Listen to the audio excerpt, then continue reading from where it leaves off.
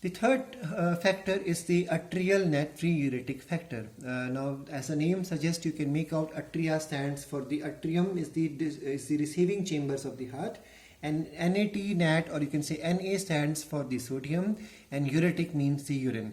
So this factor is responsible for release of more amount of more amount of sodium, and because sodium goes out of the body, so water also proceeds in the same direction. So this is responsible for release of more amount of salts and water in the form of urine, so that the blood volume comes down to normal.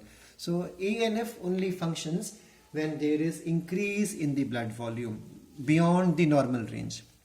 So whenever there is increase in the blood volume beyond the normal range, or increase in the BP beyond the normal range, this stimulates the cells of the atria to release a factor called as atrial natriuretic factor, and this factor inhibits the release of renin from JGA, and because renin does not come out, therefore there is inhibition of the reabsorption of salts, because we have covered this concept again. So this hormone functions against, or it functions in against direction of RAAS concept.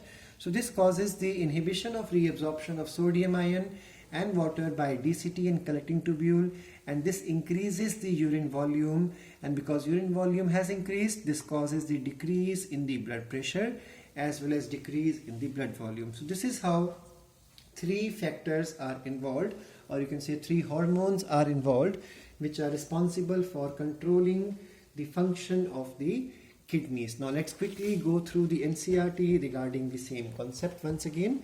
As per the NCERT, the first thing is that the functioning of the kidney is efficiently monitored and regulated by the hormonal feedback mechanism involving the hypothalamus, JGA, and to some extent the heart also. So osmoreceptors are present in the body. They become activated by the change in the blood volume, that means decrease in the blood volume, and thus even the body fluid volume decreases and ionic concentration increases.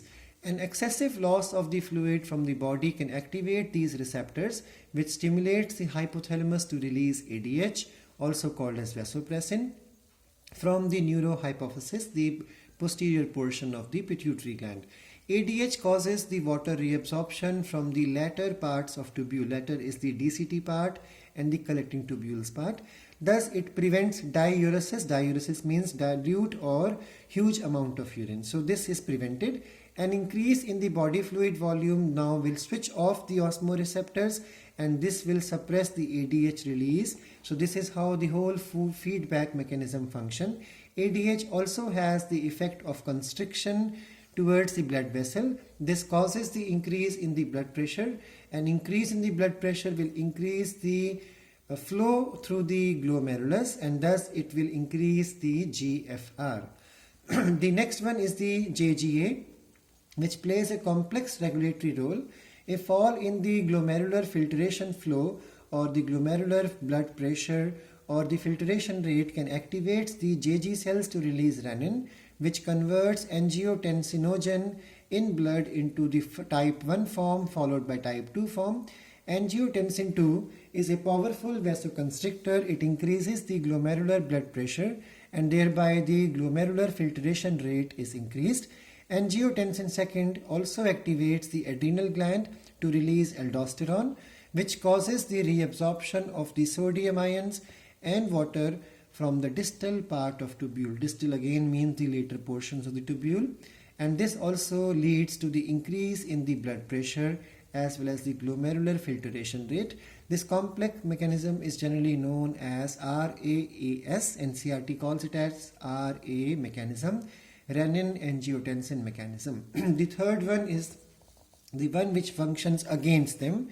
An increase in the blood volume to the atria of the heart can cause the release of an atrial natriuretic factor, ANF, and this can cause the vasodilation. That means the dilation means the widening of the diameter of the blood vessels, and because there is widening in the diameter, the pressure is going to decrease, so thereby decrease in the blood pressure. And ANF mechanism is therefore something which acts against the check on the renin as well as the angiotensin mechanism. So this is how regulation of kidneys functions takes place. In the next class, students, we will talk about the concept of micturition. Micturition is the process of release of urine or urination, and followed with this we will be talking about the disorders, and we are going to close this chapter followed by a recap video on the next following day, so that we can cover this whole thing, and NCERT questions are supposed to be covered once this chapter is closed on Friday itself. So this is how kidneys function. The next topic to discuss in the class would be the concept of micturition.